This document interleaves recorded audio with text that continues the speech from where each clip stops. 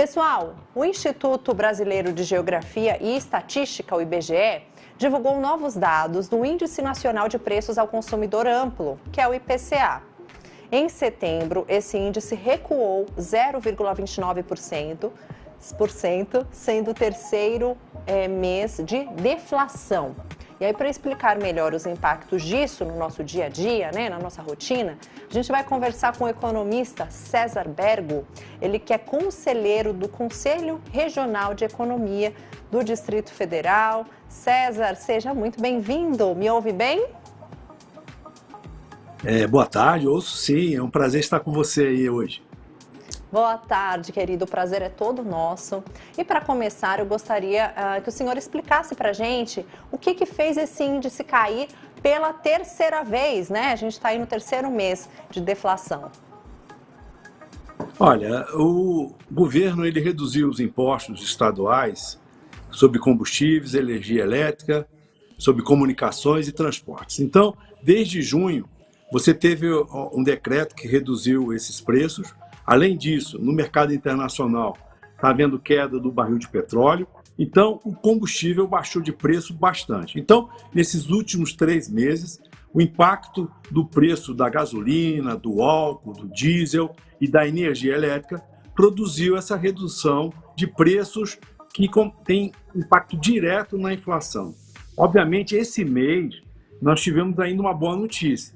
Os alimentos começaram a apresentar queda de preço também, o que já vinha subindo nos últimos meses, mas esse mês também contribuiu para que essa deflação fosse apresentada. Assim, no ano, nós estamos com algo próximo a 4,09% de inflação e nos acumulados dos 12 meses, algo próximo a 7%.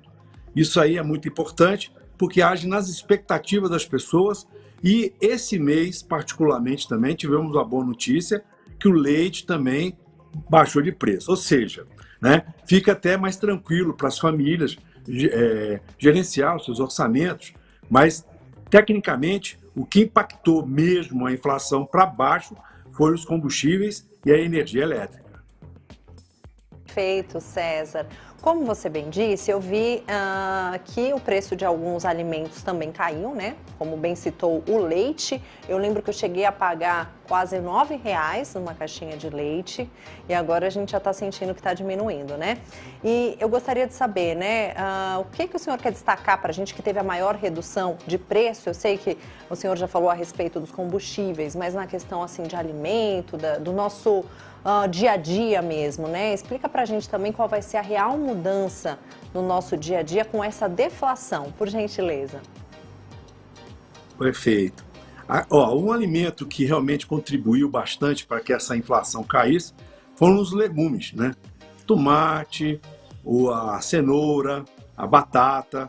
Então, esses aí sim contribuíram para que os preços caíssem. Do ponto de vista dos impactos no orçamento da família, nós temos a questão do transporte também. Então, o transporte urbano praticamente manteve estável, você teve a queda dos preços dos combustíveis, vai ficar mais barato fazer o deslocamento, assim você vai ter uma sobra no orçamento. Agora, é importante realçar que os alimentos, eles obedecem uma sazonalidade de safra e entre safra. Agora, a partir do mês de novembro, nós teremos muita chuva, um clima não muito bom para os alimentos. Então, provavelmente, o que vai acontecer é que, embora esteja caindo o preço, ele deve manter um pouco ainda elevado os preços e vai começar a cair de fato quando entrar a safra lá para o final do primeiro trimestre. Mas, até lá, o consumidor tem que pesquisar bastante, porque acontece isso que você falou. Ainda tem lugares que estão vendendo leite mais caro, tem lugar mais barato. Então, a pesquisa é fundamental para que você possa fazer um orçamento e economizar significativamente. Perfeito, César. Agora, para finalizar, temos alguma expectativa aí para os próximos meses? Tivemos 3 meses de deflação, né? E aí eu gostaria de saber o que está por vir. Eu sei que fica difícil, né, para a gente fazer essa previsão, mas existe a chance de vir mais um mês de queda? E também, assim, se desse também para comentar a respeito que a gente está no período eleitoral, né? Então, qual que seria a previsão, estando num período eleitoral? Vai depender muito do resultado ou não? Não, o resultado em si, ele não vai interferir muito nos preços, né? O que acontece é que a nossa economia, ela sofreu os impactos não só da pandemia, como também do conflito que tem no leste europeu. Então, algumas commodities, como se diz, né? A soja, o milho, acabou subindo muito, e o trigo também, impactando a mesa do nosso cidadão. Mas a perspectiva nos próximos meses é que a inflação ela mantém ainda uma curva declinante, provavelmente não vai ter mais a deflação, porque 60% dos preços pesquisados no IPCA apresentaram uma certa alta, então existe uma certa resistência da inflação.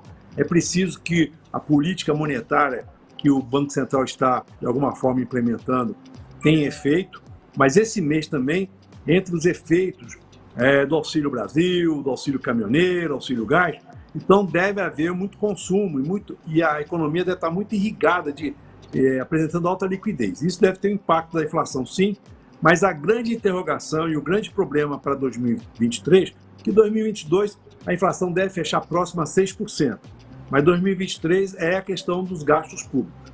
Uma vez equacionado tudo isso, né, a perspectiva é que retornemos à normalidade que experimentamos há 2 anos atrás, janeiro de 2021, por exemplo, a inflação estava a 2%.